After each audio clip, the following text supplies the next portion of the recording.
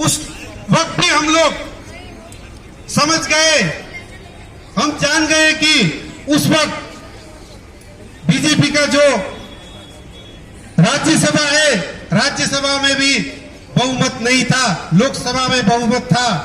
तो तब के देश के लीडरों ने कहा कि हम लोग जब राज्यसभा में भी बहुमत आएंगे तब आप लोगों का डिमांड फुलफिल करेंगे। हम लोगों ने मान लिया, क्योंकि हम मानते हैं आप लोगों पर हम लोगों का पूरा विश्वास था।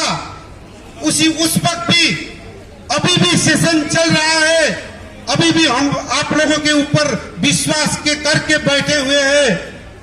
तो उस वक्त 2014 को आप लोगों ने कहा कि लोकसभा और राज्यसभा दोनों में हम लोग बहुमत करके आए तभी आप लोगों का डिमांड पूरा होगा।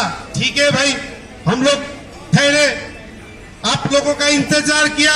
फिर 19 को चुनाव हुआ, लोकसभा के चुनाव हुआ। 19 में आप लोगों ने अपना संकल्प पत्र में गोरखाओं का दो डिमांड वहां पर रखे हैं। हम लोग बहुत खुश हुए कि इस बार अवश्य मोदी जी, अमित शाह जी अवश्य हम लोगों का डिमांड पूरा करेंगे।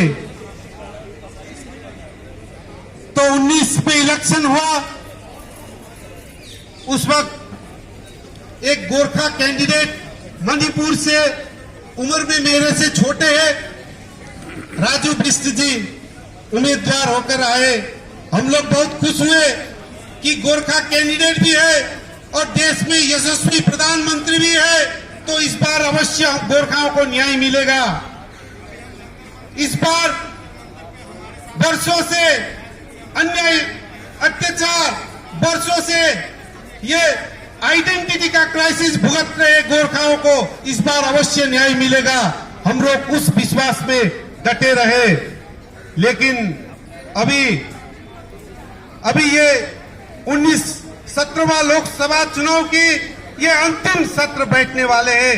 लेकिन पता चला इस बार भी आप लोगों ने गोरखाओं को जो आपने संकल्प किए थे उस संकल्प को भी आपने उस शेड्यूल में नहीं रखा।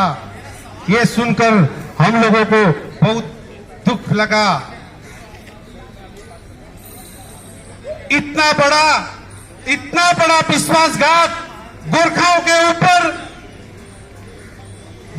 ऊपर इतना बड़ा विश्वासघात आप लोग कर रहे हैं।